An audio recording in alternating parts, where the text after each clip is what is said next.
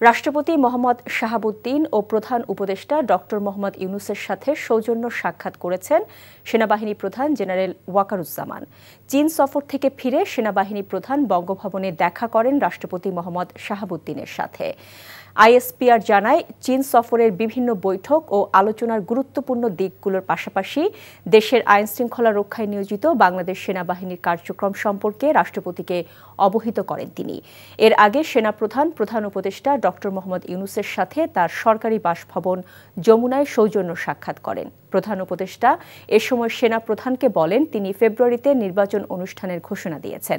নির্বাচন অনুষ্ঠানের জন্য আইনশৃঙ্খলা পরিস্থিতি স্থিতিশীল রাখা খুবই জরুরি। এ বিষয়ে সেনাবাহিনীর গুরুত্বপূর্ণ ভূমিকার কথা তুলে ধরেন ডক্টর ইউনূস। বেসামরিক প্রশাসনকে সহায়তা করার জন্য সরকারের নির্দেশে সেনাবাহিনী সারা দেশে কাজ করছে উল্লেখ করে সেনাপ্রধান সামাজিক যোগাযোগ মাধ্যমের গুজবে গুরুত্ব না দেওয়ার জন্য অনুরোধ জানান। বান্ডেল থাকলে প্রতি সেনমানিতে টাকা বাঁচবে। বিকাশ সেনমানি বান্ডেল কিনে জিতুন প্রতি লেনদেনে।